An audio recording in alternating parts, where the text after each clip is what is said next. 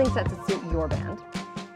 So I would love to, first of all, I want to make a couple blanket assumptions as we're moving forward so we don't have to continue caveating things all hour. We're going to make a few assumptions. First of all, I'm going to assume that you know what music works in your church, right? So we're not addressing the congregation, and it's hard for them to sing, that kind of thing. We're not doing any of that today. We're focusing on bands, so we're just going to assume you know what goes there. We're going to assume that you care about all of your band members, even that one. And you know who you're thinking of. Like, it popped in your head. We know. We don't have to caveat, oh, but they mean well, or anything like that. We're being practical today. We know that you care about them. We're gonna talk about how to love them, even that one. So that's the second assumption. A third one, we're going to assume our goal of worship, or the goal of our worship team, is to create a worship space, right? We're leading the congregation. We're hoping that our volunteers and our bands are also leading. We know it's about worship. We don't have to caveat, it's not a performance. Like, it's all about worship. We know that. So we don't have to keep doing that. Yes, it's all about worship. There's no reason that we can't look for, like, ease of performance, and we can also look for excellence in delivery. That's okay. We know the whole point is where we're aiming our worship. So those caveats out of the way, just so we're not being like cold and forgetting our point. I would love to know a little bit about, you guys told me where you're from, but I'd love to know like what kind of bands that you're working with and what kind of worship you're doing. So that was a weird thing to say, worship you're doing. Just show of hands. Info about your teams. Who's got volunteer teams? I love that. Okay. Same team every week, rotating teams. One same team every week, everybody rotating teams. Okay, you're going to be next door with John. I'm kidding. Sizes of teams. Do we have small acoustic teams? Yes. And all that apply. Do we have large rotated bands, 8-piece bands, and okay, everything in between? Okay, cool. So it's different every week. Anybody use tracks? Anybody use click? Half and half. Love it. Does your band make up, your set-wise, like, do you have sometimes full bands, sometimes acoustic? We kind of covered that. It's always changing. Perfect. Last one that I'm curious about. Does one person do your, like, set building, or does that responsibility rotate around to a bunch of different people? So one person, you're constantly doing all the set choosing, okay? And then multiple people are, all right, I love it. We have the mix of everything. This is awesome. Literally everything that I asked is also how we operate at Rolling House, so I'm with you, I feel it. That helps me hone out a couple things that we really kind of don't need to touch on, so that's awesome. I did put a handout out there because, like I said, grew up in the 90s, we're old school, and that's how we learned. We filled in blanks. So I have blanks to fill in. Also, I'm talking a little quick because I thought this was an hour and a half, so my apologies. But we're gonna dive in. First thing, before we even start building a set, that big blank there, I don't know why it's a blank, it's not a secret. Before we start building a set, before we build, we're looking at songs. So we're gonna take a second to talk about songs. The goal with our songs here is to build consistency, even though we have constant change. Sounds like everyone in here has rotating bands. We don't want to surprise our bands. We don't want to surprise our congregations. We need some level of consistency. We start there with the whole song library, what we're going to be using. So this is, by the way, one more caveat. When I say we want to, and I'm not saying that this is the only way to do it. I'm saying here's some good ideas that I have tried and they've worked well. First thing that I highly suggest is we want to build a core repertoire of songs. I know that's kind of a hot button thing. Not everybody wants to do it. And if you are the one picking the music, you kind of know what your core repertoire is. But when we're talking about this, we're not talking about the 1,500 songs in PCO. That's not your core repertoire. That's anything that has ever been thought of that your church has thought of. That's not going to work. We need to hone that down into something that's fairly consistent. There's no magic number. You know what your congregation, your volunteers can handle, but we need to hone that down into what we're probably picking from most of the time. We need to make this song list accessible to all of your team members. So, this is 2025. There's no good reason not to have a usable, working, shared playlist that we can give to all of our team members that they can see. So put this repertoire in a playlist. It is living, it is breathing, it gets trimmed, it gets added to. If you don't know how to make a shared playlist on Spotify or iTunes, and yes, you need to do both, go to your teenager or find a teenager somewhere, ask them how to make a shared playlist on Spotify, and then say, yes, I know I'm a boomer, but I need it on iTunes too, show me that too. Because you will have people who will refuse to do Spotify. And that's something that should just be a constant. Everyone knows it's there, they can go to. This is helpful. It saves surprises, gives you plausible deniability. Yes, you had the songs because I told you where they were. And with that, I think I put 3 big blanks there because I want you to write all 3 of these words down. Keep your playlist updated. When a song's moved out of the rotation, go ahead and just kind of ease it off to its spot in PCO. That's totally fine. When a new song is added, we want to tell everybody.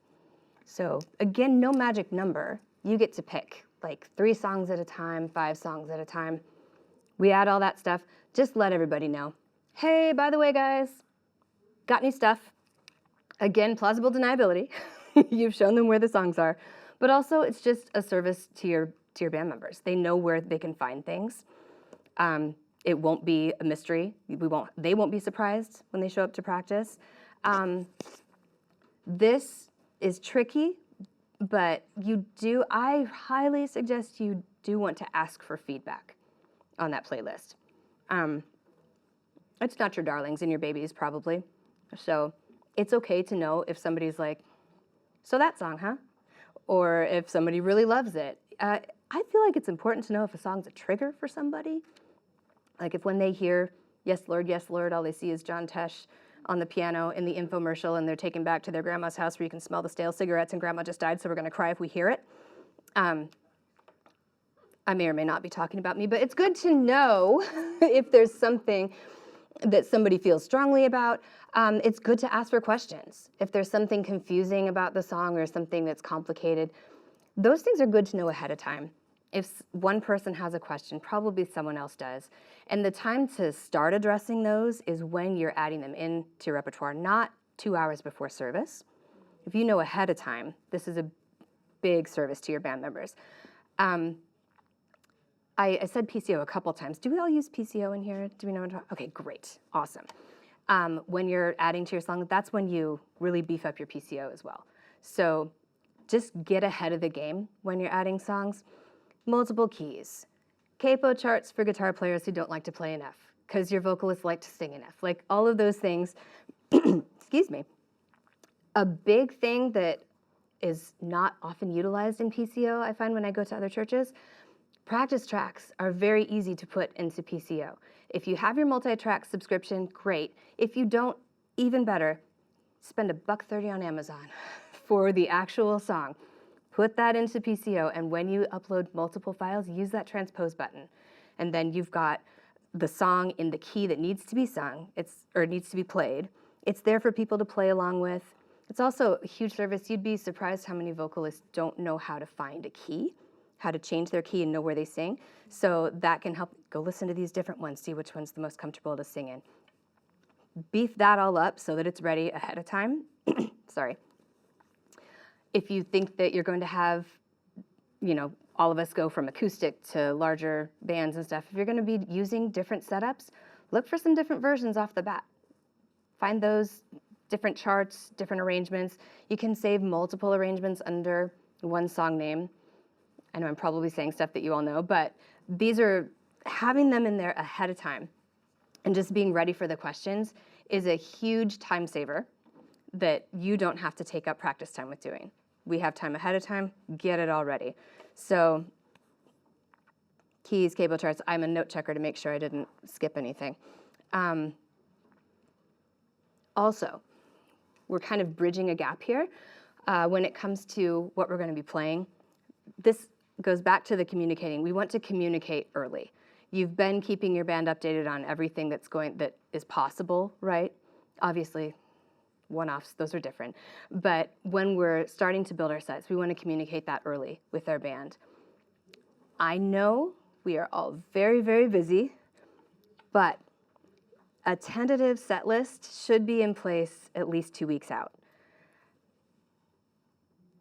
There are team members who need that whole 2 weeks. There's the team member who shows up 5 minutes before and is like, yep, I got it, and doesn't even look at it before they walk through the door. Not fair to those other team members to cater to that guy. So we know things are going to change in 2 weeks, obviously. We're going to talk, the pastor will probably change his sermon. But something tentative 2 weeks out, that's a good thing to have. And we really should have a fairly solid plan a week out with the whole, like, the Spirit may move and change this, but this is probably what we're going to do a week ahead of time. That way people can take a look, be ready. All of this ahead preparation is just you serving your team, basically. It's the spirit of helping them know ahead of time. Before we come to practice, that's when we need to learn how to play the song. So learning the music ahead of time, learning how to play it well, that is what makes rehearsal a time where you're not learning to play the music, but you're learning to play together. So that we don't want to take practice time learning this lead line or whatnot. Like, that should all come in ideally, right? I know that we're dealing with volunteers. Ideally, it's all been worked on so that your practice time is just bringing it together and creating worship for you during your practice as well, but also talking about the difference between, hey, I killed that line, to, hey, we brought the congregation in. That's our song blast overview. Sorry, I'm fire hosing you. We're okay? Okay, cool. So on the other side, now we're planning. As you plan, I don't know why these are blanks. They're not secrets. Sets, the big word. As you plan, now we're diving into sets. Each of our teams, they're going to be rotating. They're different every week. We want to look at every specific team, find their strengths and weaknesses, turn them into their superpowers. It can be done. The word is superpowers because they all have the potential, I promise. So, every week, before we've even considered what songs we're going to be putting in, we have to do 2 things. These are kind of obvious. The first one is pray. We would like to pray over just the general thing that's happening. We need to pray about what God wants you to emphasize. What's coming out of this set? What does the body need to hear? That's a big number one. God, what do you want me to say with this music? Pray about your team. What does your team need from you? You know who your team is at this point. What are they going to need from you in order to succeed? Also, it's not selfish. Pray about yourself. Your heart, getting that ready. What are you going to need from that team? Because you're going to need something from them. What is your goal that you're going to need to have from them in order to feel like you've succeeded, like you're confident with going into Sunday morning or Wednesday night, whatever. I'm just going to keep saying Sunday. And I'm probably going to keep saying stage too, because I don't like the word platform. So now we're talking about up on stage. I understand there's words. Cover this whole thing in prayer before you've even thought about a song. That's kind of obvious. But when I'm in a hurry, I tend to just dive in like, oh no, I need to get him up there. So taking a moment. Second thing we're going to do, obviously, is plan, right? We are still praying while we plan. But we're thinking about bigger picture here. We're still not into songs, okay? We need to look at what the service is going to be. What's our theme? What's our scripture? What's our message? All that stuff. Do we need pastoral input? Some churches, the pastor's like, sweet, nice music. Other churches, the pastor's like, these 5 songs, please. And there's everything in between. So find out what we need to know from our leaders. What kind of service are we gonna have? What kind of energy? What kind of flow are we gonna have? What kind of transitions do we need to cover? I'm not talking about song transitions like, are we leading into communion? Is this like party out song because so-and-so's finally retiring or something like that? That sounded wrong. Told you I'm talking too fast. That came out all wrong. But that kind of transition. So we're praying about the whole service, right? Then we're going to start going into songs and building our sets. And from here on out, when we're looking at songs, and we're going to talk about the things that we're looking at, from here on out, any one of these steps is a potential place to be like, ooh, not this week. If there is an eliminating factor, don't be afraid.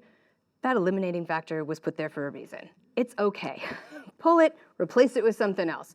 I guarantee you there's another song that gives you the same message. It's out there somewhere. So just keep that in mind as you go through. Like, this is not meant to be discouraging it shouldn't be discouraging when you see things that are going to be like potential pitfalls or struggles. Go ahead. Put something else in that's going to help everybody just do what they need to do. So we are now into building our sets weekly. This is going to be different every week. Going through these things and considering all these things, that's the other thing that we need to remember. Considering all this is not a guarantee that we won't have snafus or mistakes or whatever. Obviously, we're all human. We know that. It does help when you've put this thought into it to know kind of ahead of time what it might be. And we can, I'm one of those people who I just slammed on the mic. Sorry. And I just did it. I was going to say, I'm one of those people who has actually apologized on the mic for like, whoops, sorry, wrong words.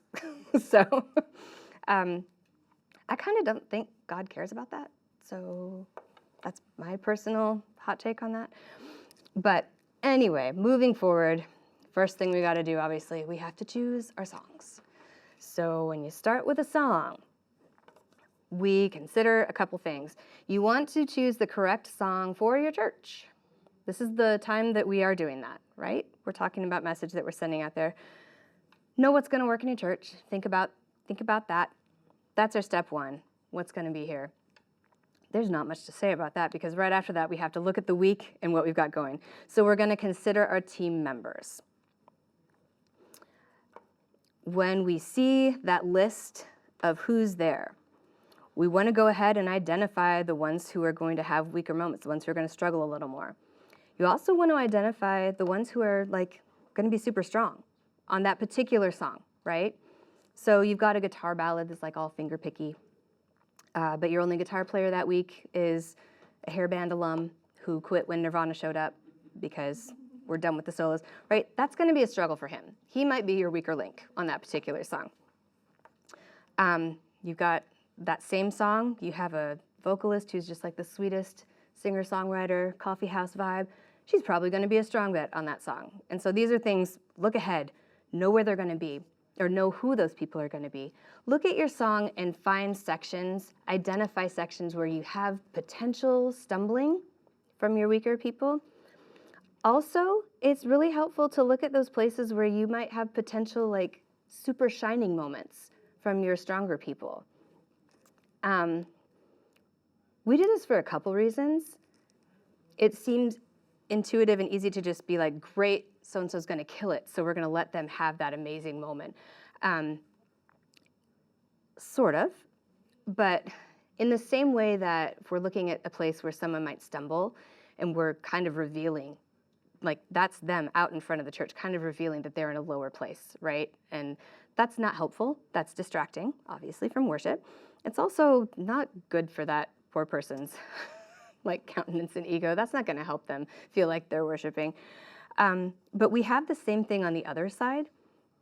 You've got somebody who's just really shining and just really having their moment. And, you know, if it's causing the church to be like, whoa, we're taking focus away from our purpose, right? We're leaving the worship space. We're observing and admiring something besides what we're doing. I'm not saying you can't have awesome talent and that inspires worship. That is definitely true.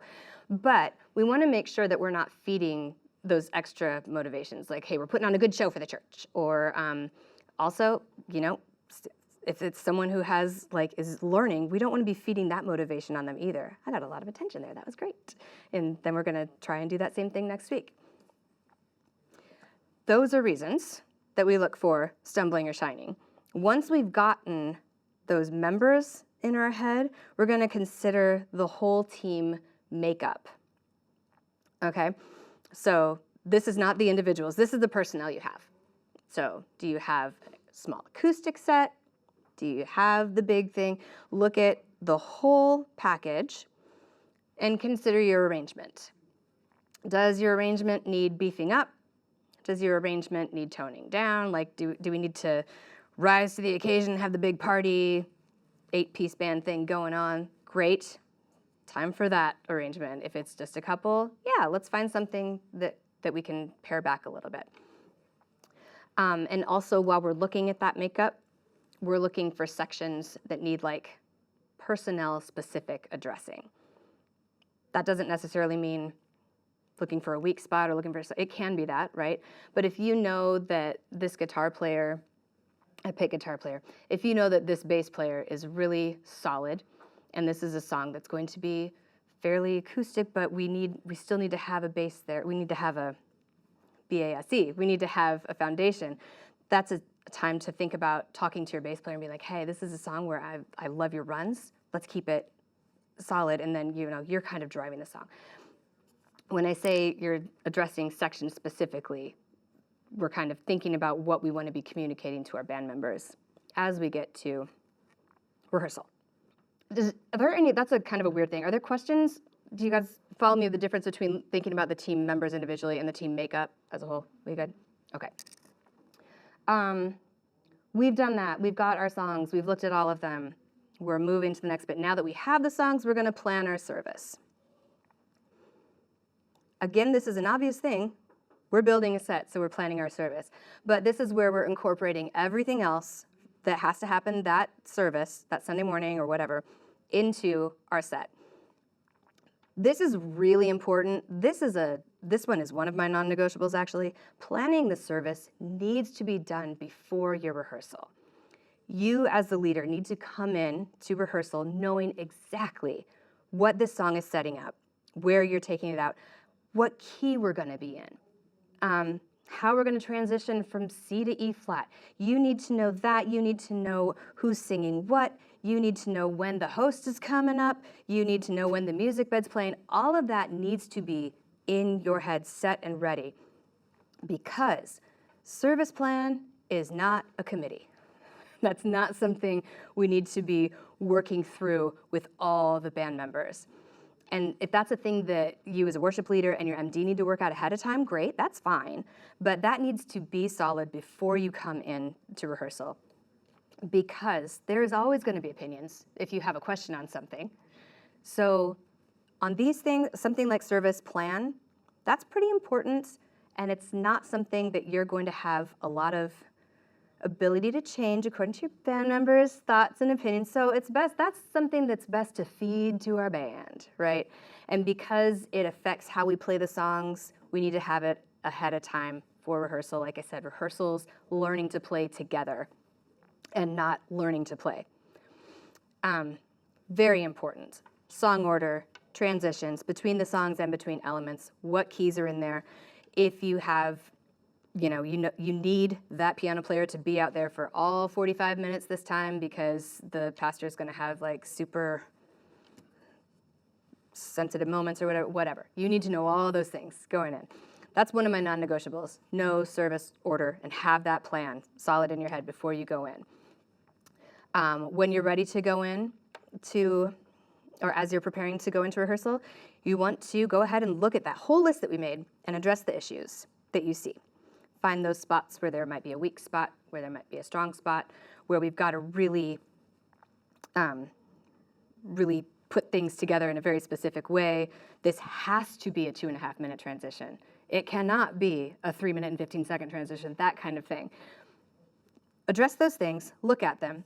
If you see something that's going to be a problem, this is another place I put 3 blanks, because when you want to minimize an issue, you've got 3 options. You can rework that issue. You can remove that issue. Or you can fully reimagine that issue, right? Differences between these: reworking something, it has to be 2.5 minutes instead of 3:15. Right now it's 3:15. Okay, we're just going to rework it and we're going to pare it down. That's reworking.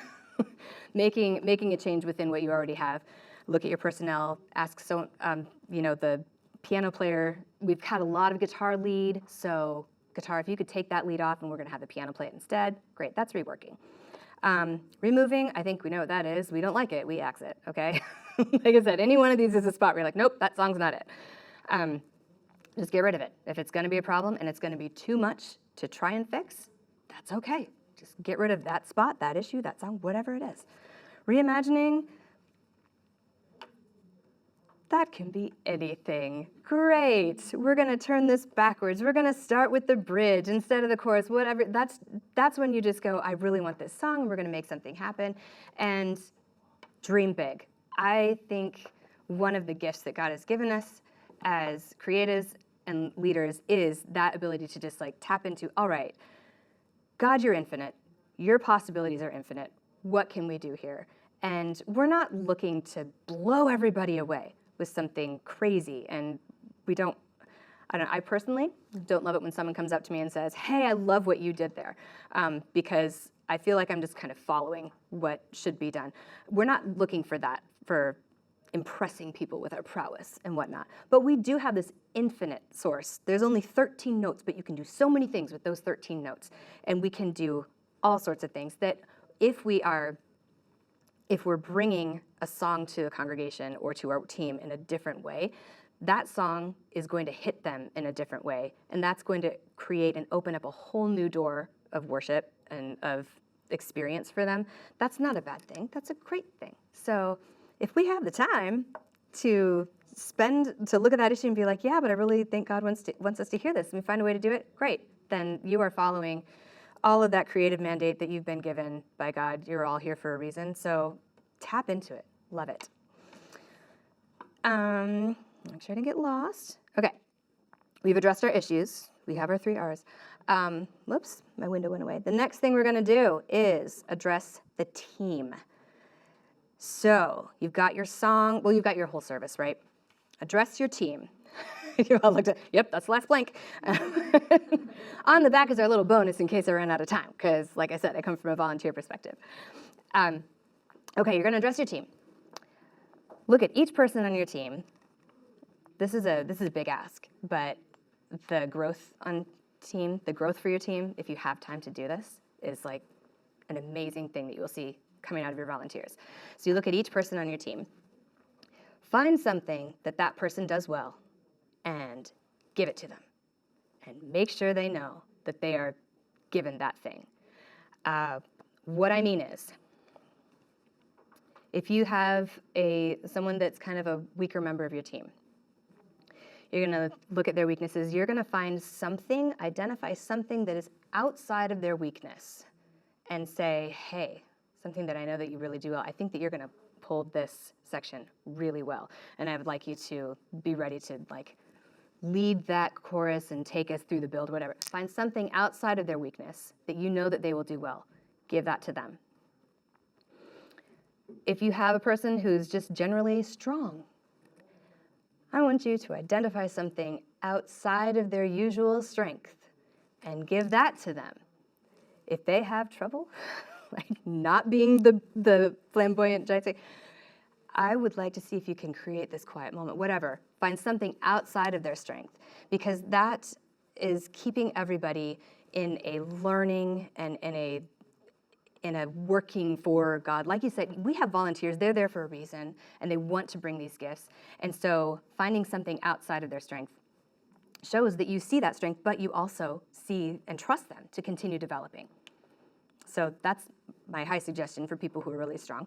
Then you got everybody, all those other, like, everybody in the middle who's just your good, solid members. Go wild, pick, decide, hey, should we find something that this guy can shine on this week, or should we give this guy something to like really grow on? Just addressing each member of your team, and I'm not saying like, now's where I'm going to hand out your assignments, but just having a moment with each of your team members where you've talked to them and you're acknowledging that you see them and, hey, here's something I was thinking about. Can you kind of focus on this a little bit in this part?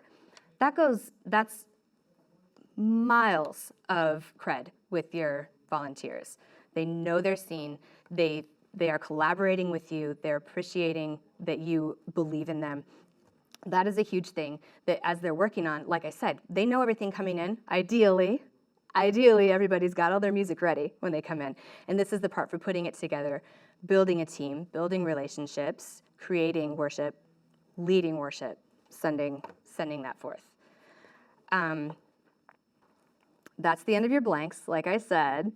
And then I do have the bonus thingy on the back. I was afraid I might run out of time, so I didn't put any blanks in there. But there are some things just to remember about our volunteers. Do we have, yeah, these don't need a lot of elaboration, but we can if you want to. Just a couple things. I'm gonna go over the basics. With your volunteers, big goal here with your volunteers, we gotta remember our rules. We've got multiple ministries because we're ministering to our volunteers and we're ministering to our congregation. Ideally, we're teaching our volunteers to minister to our congregation. So that's something to remember. I am a big proponent of volunteers need 3 things from their leaders. I'm not going to elaborate on this at all. If you have a volunteer, try and make sure that they know that you know what they do well.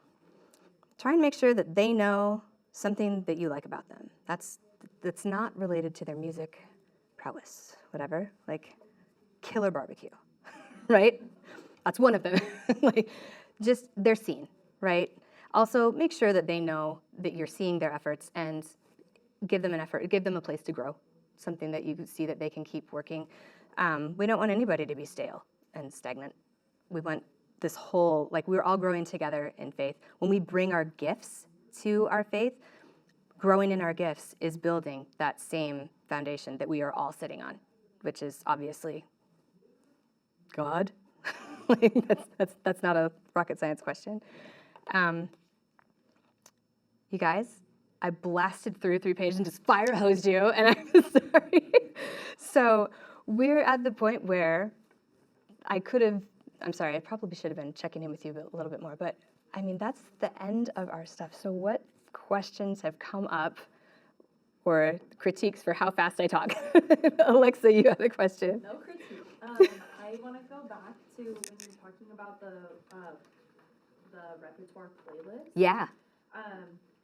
So when you're talking about that, like let's say our planning center is like that 1,500 Oh, yeah. song idea. Yeah, they all are. So the playlist, are we kind of making it like these are our top 40 songs, or is it more of like a weekly/monthly playlist of like, hey, this is what we're doing this That week, is a and this kind of great question. That is a great question. I like a combination, actually. I think it's good to have a place where anything that can be pulled from is probably going to be there. So like I said, no magic number. I've seen people like 25 to 40 or something like that. It just depends on your church. You know how often you repeat songs and whatnot. I like having a big thing sitting there. Something else that I do at Rolling Hills is once the service is set, we just make a miniature one and send it out to that whole team. Here's the songs. Caveat, obviously, different arrangements, whatever, but this is what we're playing. That seems really, to me, I was like, why are we constantly asking for playlists? This is such a silly little thing. But as soon as our band members in production started getting regular playlists, they're, oh, great, now we know. And it was so much easier for them to click a link than to go in, and people were living in that playlist in the week going up. So I like a combination of both. I do think the more important one is to have a space where anything that can be pulled from is in there, because that's just available at all times. And also, when you add to that, and when you let people know that you're adding to it, you're also reminding them that it's there. So that's another reason for them to go and revisit that, just kind of see where stuff is. That is a good question. Thank you.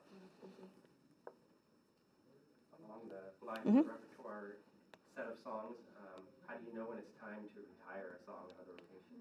That is also an excellent question. That's a church question. That's a know your congregation question, really. Because I work with students in school, students in church, and adults in church. And everybody's got different ideas on when we can sing these songs and how sick they are of them and what's cool and what's not and stuff like that. So that is a good reason to ask for feedback. Like, that was one of the things when we're adding ask for feedback. Are we getting, how are we feeling about this? Do we need to beef it up? Do we need to take a break from this song? You guys know how often your church wants to hear songs. So you know how your pattern for introducing and whatnot. And as far as retiring a song, that's also something, it doesn't have to be like axed from your PCO, completely exorcised from the church, gone forever. But if it's something that's going to come back way less often, like you might, just like Tim did this morning. Remember this old chorus that we sang with Salty when we were 6, you know? Exactly, like, oh yeah, that thing. If it's something that you're probably only going to be bringing back for that, it probably doesn't need to be in that regular playlist, because you're gonna address it every week when it comes up. So in the spirit of keeping it to something that's accessible or that's comprehensible, you don't want everything you've ever sung in there. And you really kind of have to read the room as far as when it's time to stop seeing it so often.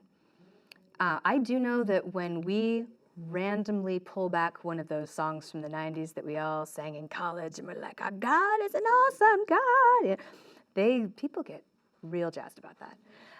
Everybody has a different experience with those songs that made up our history. And so I find it really fun to bring those back because I want to kind of go back to where I was at that point.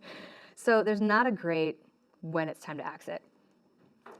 I should give the caveat. When I say ask for feedback, I'm suggesting ask for feedback from your team. Please, well, okay. You know your church. If you can handle it, go ahead and ask your church what they think. But your church will probably tell you what they think without asking. So just keep that in mind. Like when you're addressing your whole body, you don't need to ask from the mic. Did you guys like it? Don't do that. They'll come and tell you anyway. And your trusted people is where you want to go for some, like, how'd that go? What'd you think? That kind of stuff. Yeah. Aaron. This might be an impossible question to answer. That's how I'd like to start this. I will tell you if it is.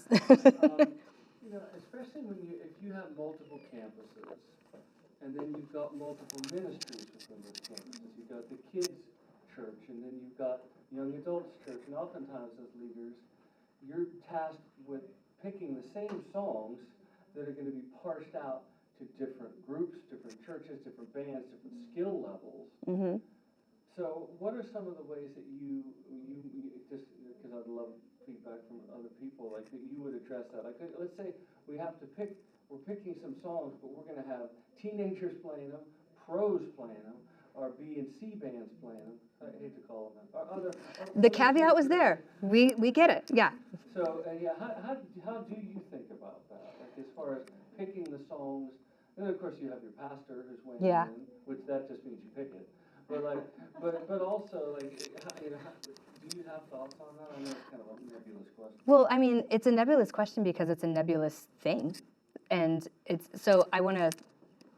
Specifically, are you asking like having to have the same songs for all those things? Yeah. You have to have the same set of songs for every one of those ministries all the way through? Yeah, so then So I guess arrangement would come into that, right? Arrangement's going to come into it. You're not going to get the same response from preschool that you do from main service on the same songs. So my first initial thought to that is, if you can have an assistant, or if there is someone else who can help kind of tweak those sets for different ages, that'd be great. Like, it feels, that's my first initial thing. That's an ideal world, if you can do that. The other thing that immediately comes to mind is, like I said, I lead from 5 to 95 very literally. I go into nursing homes and I go into kindergarten. And I am constantly shocked by the level of engagement and worship that kindergartners will give to something amorphous like reckless love. You know, they're just finds the 99 and they've got their arms. So my first inclination is don't discount what it's like, don't discount the effect that you're having on people by modeling worship in any form. My second clarifying question, are we all in one room? Or are you talking about taking it to all these different places and sending them out, different places? Then you're going to look at your arrangements and look at your band members and decide how they can handle it. Like, what's the place that's going to be most forgiving and enjoy most? Just a guy with a guitar. What's the place that's going to need the big band? What's the place, don't sleep on this, you guys, what's the place that loves to sing along with tracks? Multi-tracks is an amazing thing. You don't have a band that week? Great. I couldn't pull this off in main service, but I've done this to students before. Just brought in the multi-track, played what we normally hear in our ear and take out the click, and they have a huge band, and we're jumping and jumping because let everything praise the Lord. Great. Don't sleep on that utility. If you have by all means. Don't be afraid to use recordings. Don't be afraid to pare down bands. Don't be afraid to throw in motions. Convince people to like put motions together for the little kids. But yeah, that is a nebulous question because it's a really hard thing to do. And like I said, my first inclination is, who can we have help us out so we have a different mindset going into the pre-K than we do the seniors in high school and the seniors in our congregation, because they're going to be different. But I don't know if that answered. It does. Yeah, I wasn't necessarily addressing the age thing as much as the multi-campus thing. Oh, the multi-campus thing. That's a good question for you. Yeah. I want to know, are you doing music for pre-K? No, I just meant in the sense of like, 'cause we as worship pastors, I just wanted feedback from anybody who has dealt with this. It's like, yeah, you have a campus over here, and maybe they don't have the pro setup, and Yeah.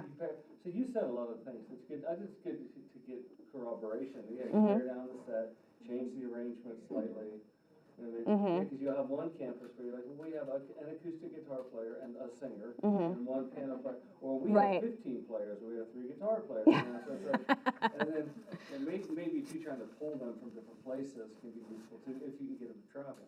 That's actually a good point. I mean, if you've got a wide rotation of volunteers and we're really building between the multi-campus thing, that's a huge thing that you can take advantage of.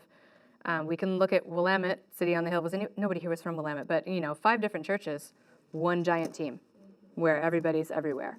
And sure, you've got your mainstays in there, but it's a huge family. And so Northern Christian, huge family, multiple campuses. And you guys, if you've got people who are willing to make the drive, great, do it. But we also, we started worship this morning with an acoustic guitar, and we had such an amazing worship experience. We're going to end worship with a huge band and a much different worship experience, but we're not worshiping less. Just because the instruments are less, our actions are not less. Our hearts are not less. We are not giving less to God because we have a smaller sound palette, right? He's not listening to our sound palette. He's listening to our hearts. And so that is something to really just feed into your volunteers. I know that sometimes I see volunteers get discouraged when they can't live up to the sound that they think that they should be doing. And so feeding that information into your volunteers, you guys, we're here, we're bringing our gifts, and God doesn't care how loud it is. Like he's looking at he's looking at your heart. All those sounds are great. We always tell our congregation, go ahead and sing out. We don't care if you're off key. All those things, those are when you've got difficult things to address like that, that's when we really have to go back to the heart of worship and make sure we're communicating that with our volunteers. Yeah. We've talked a little bit about, even just doing like throwback stuff and like a high amount of like trust and something that takes discernment. Because we've seen when a throwback works, and we've also seen when a throwback doesn't work. Oh yeah. Like cheesy and that's great. And terrible. And along that spectrum, we see like musicians with great amount of skill and with weaknesses. And so I guess my question is, how do we create, or how would you recommend creating cultures of feedback and accountability to help people get better. I guess it could range from like when is somebody struggling and I pour into them, or when do I need to fire a volunteer where it's just the skill's not there. So that's a multifaceted question, but That is, and it's also like, oh, goody. What do we do? We know we have to do it at some point, right? I think where I start with that is going back to when volunteers come on to my team, I want them to know those three things I want them to know that I see them and that I, see them outside, I see them in. But I think one of the big things is making sure everyone hears from you like something that they can be growing in and working on. Nobody's ever past that. There's always something else to be growing. And so there's always something else to be growing in. I cut that sentence off. Nobody's ever done, right? And so everyone having something in their head that they are connected with you, that you guys know together that this is something we're working on, that's a level of accountability right there. It doesn't have to be checked in on every week, but it's just there. So it's knowable. You had that was like the middle part of your question. Lost it, sorry. I guess in your years of experience, I'll just apply to my context. Like I have Please. 3 other worship leaders, all various levels of skills, and all these volunteers, various levels of skills. And most weeks you're like, good. And then certain weeks you're like, ooh, that really didn't work, or this is an ongoing problem that's creating distraction. How do you create? I'm again just trying to. I think we've done an okay job at it, but I want to continue to grow this culture of feedback where we're wanting to grow and learn. And then I guess, at what point do you go, hey, this isn't working? How do you know when you're there, and how do you go about that? You literally said the words that I was going to use as far as feedback culture. Sure. Like if that is part of your normal routine, that's a big thing. If we know that there's I actually don't have my glasses on, so okay, we got 5 minutes. Thanks. Thanks. We know that's part of the routine is like a little bit of debriefing. I mean, being the worship leader is kind of a big deal. It's a large role in that Sunday morning.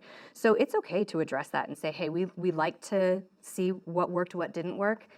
Feedback is not always negative. Feedback doesn't have to be a bad thing, right? We want to build on what worked. We want to tweak what felt awkward. Having that be a standard is a non-threatening way to continue that conversation. And again, there's no magic, like it's obviously time to let you go.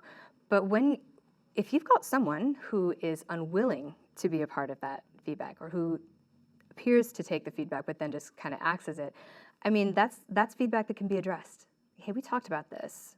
It hurt last time. Like we had a problem. We definitely saw negativity because of this thing, and then we talked about it, but it still happened again. So tell me about that. And if you've got someone who's just constantly doing that, that's a disservice to the rest of the team, to the congregation, to keep them on.